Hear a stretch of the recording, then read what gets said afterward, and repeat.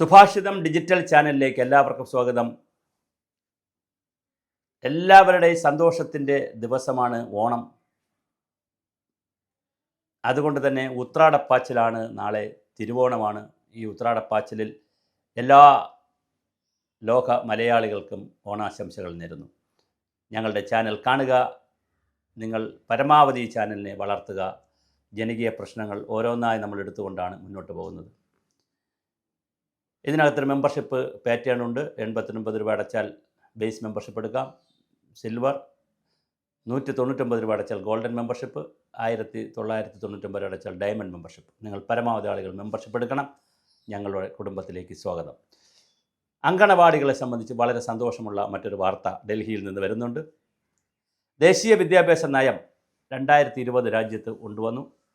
അതിൻ്റെ ഭാഗമായി സമഗ്രമായ വിദ്യാഭ്യാസ പരിഷ്കാരങ്ങളാണ് അതിനകത്ത് പറഞ്ഞിരിക്കുന്നത്. അതിൽ ഒരു പ്രധാനപ്പെട്ട ഒരു കാര്യമാണ് രാജ്യത്തെ 14 ലക്ഷത്തിലധികം വരുന്ന അങ്കണവാടികളെ പ്രീ പ്രൈമറി സ്കൂളിൻ്റെ ഭാഗമാക്കുക. കോ ലൊക്കേഷൻ എന്നാണ് ആ വാക്ക് ഉപയോഗിച്ചിരിക്കുന്നത്. കോ ലൊക്കേഷൻ എന്ന് പറഞ്ഞാൽ മറ്റൊരുപാട് കാര്യങ്ങളില്ലെങ്കിലും ഇപ്പോൾ പലപ്പോഴും ഇന്ത്യയിലെ ഉൾനാടൻ ഗ്രാമങ്ങളിൽ, ഇന്ത്യ മൊത്തത്തിലാണല്ലോ നിയമം വരുന്നത്, അതുകൊണ്ട് അങ്ങനെ ഞാൻ പറയും, ഉൾനാടൻ ഗ്രാമങ്ങളിൽ ആളുതാമസമില്ലാത്ത സ്ഥലങ്ങളിലൊക്കെ ആയിരിക്കും ചിലപ്പോൾ അങ്കണവാടികളുടെ കെട്ടിടങ്ങൾ ഉണ്ടാവുക. അതെല്ലാം മാറി മുഴുവൻ അങ്കണവാടികളും പ്രീ പ്രൈമറി സ്കൂൾ ക്യാമ്പസിലേക്ക് മാറണം എന്നാണ് പറയുന്നത്. ക്യാമ്പസിലേക്ക് മാറണമെന്നേ പറയുന്നുള്ളൂ. അപ്പോൾ അവിടെ പ്രീ പ്രൈമറി സ്കൂൾ കാണും വേറെ. അതിന് എന്ത് ചെയ്യും എന്നുള്ളതിനെ സംബന്ധിച്ച് പുതിയ നയം വരേണ്ടിയിരിക്കുന്നു. അപ്പോൾ അതൊരു വിഷയമുണ്ട്. അപ്പോൾ അതെങ്ങനെയാണ്? പക്ഷേ എന്തായാലും ഇപ്പോൾ പറഞ്ഞിരിക്കുന്നത് കോ ലൊക്കേഷൻ പ്രീ പ്രൈമറി സ്കൂളുകളുടെ ക്യാമ്പസുകളിലേക്ക് ഇത് മാറ്റുക എന്നുള്ളതാണ്. അങ്ങനെ ഏകദേശം 2.9 ലക്ഷം അങ്കണവാടികൾ ഇപ്പോൾ തന്നെ പ്രീ പ്രൈമറി സ്കൂളിലേക്ക് മാറ്റിയിട്ടുണ്ട്. മറ്റ് സേവന വേതന വ്യവസ്ഥകൾ മാറിയില്ലെങ്കിലും അത് വേറൊരു വിഷയമാണ്. അത് അങ്ങനെ തന്നെ കൈകാര്യം ചെയ്യണം.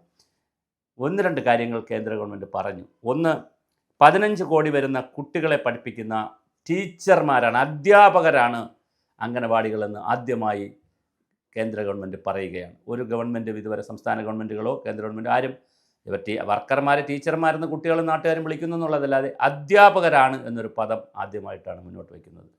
മാത്രമല്ല ആദ്യ അധ്യാപകരും അങ്കണവാടിക്കാരാണ് എന്നൊരു വിവരം വച്ചിട്ടുണ്ട്. ഇന്നലെ ഡൽഹിയിൽ നടന്ന പത്രസമ്മേളനത്തിൽ കേന്ദ്ര വിദ്യാഭ്യാസ മന്ത്രി ധർമ്മേന്ദ്ര പ്രധാനും വനിതാ ശിശുക്ഷേമ വകുപ്പ് മന്ത്രി അന്നപൂർണ ദേവിയും തമ്മിലാണ് അവർ രണ്ടുപേരും കൂടിയാണ് ഈ പ്രസ് റിലീസ് ഇറക്കിയത്, അതിൻ്റെ ഗൈഡ് ലൈൻ പുറത്തു കൊണ്ടുവന്നത്.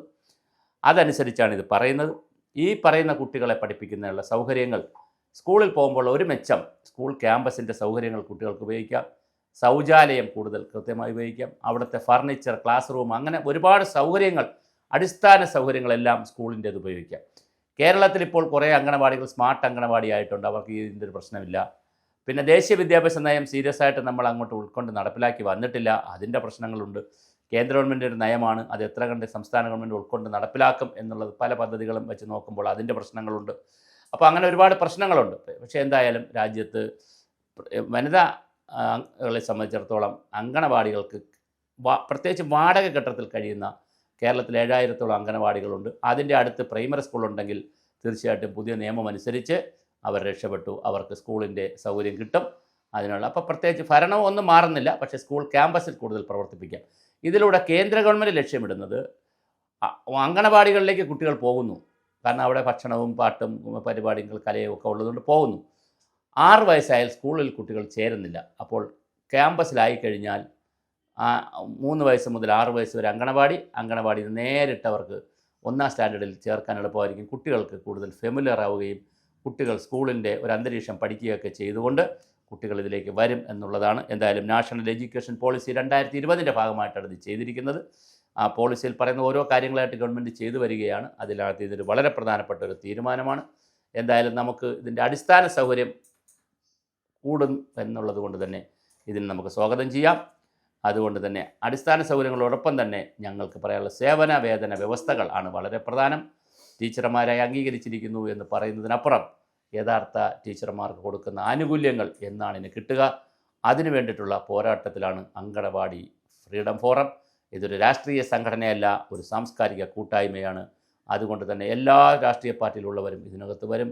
ഞങ്ങൾ ഉദ്ദേശിക്കുന്നത് അങ്കണവാടികളുടെ സമഗ്ര വികസനവും അതിലൊരു അജണ്ട മാത്രമാണ് സേവന വേതന വ്യവസ്ഥകളെന്ന് പറയുന്നത്. ഒരുപാട് അജണ്ടകളുണ്ട്, ഞങ്ങൾക്ക് ഒരുപാട് പരിപാടികളുണ്ട്. സാംസ്കാരിക കൂട്ടായ്മയാണിത്. എല്ലാ കേരളത്തിലെ അങ്കണവാടി വനിതകൾക്ക് ഇരിക്കാനുള്ള ഒരു പെണ്ണിടം എന്നുള്ള തരത്തിലാണ് നമ്മളിതിന് റെഡിയാക്കുന്നത്. എല്ലാവരും ഇതിനകത്ത് പങ്കെടുക്കണം. ഈ ഒരു പുതിയ വാർത്ത ജനങ്ങളെ അറിയിക്കുവാനാണ് ഞാൻ ഈ വീഡിയോ ചെയ്തിരിക്കുന്നത്. എന്തായാലും ദേശീയ സർക്കാർ അല്ലെങ്കിൽ ഭാരത സർക്കാർ, ഇന്ത്യ സർക്കാർ, ഗവൺമെൻറ് എടുത്തിരിക്കുന്ന ഈ തീരുമാനം ഗുണകരമാകട്ടെ. അങ്കണവാടികൾക്കുള്ള അടിസ്ഥാന സൗകര്യ പ്രശ്നമെങ്കിലും പരിഹരിക്കട്ടെ. രണ്ടാമത്തെ വിഷയം തീർച്ചയായും നമ്മൾ ഏറ്റെടുക്കും. അതിലേക്ക് എല്ലാ അങ്കണവാടിക്കാരെയും സ്വാഗതം ചെയ്യുന്നു.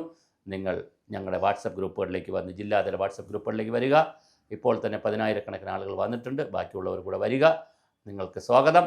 നിങ്ങൾ ഏത് യൂണിയനിൽ പ്രവർത്തിച്ചാലും അതിനകത്ത് ഭാരവാഹിയാണെങ്കിലും മെമ്പർഷിപ്പ് ഉണ്ടെങ്കിലും ഒന്നും വിഷയമല്ല. ഇതൊരു സാംസ്കാരിക കൂട്ടായ്മയാണ്. എല്ലാവരും പങ്കെടുക്കണം. എല്ലാവർക്കും അങ്കണവാടി ഫ്രീഡം ഫോറത്തിലേക്ക് ഹാർദവമായ സ്വാഗതം.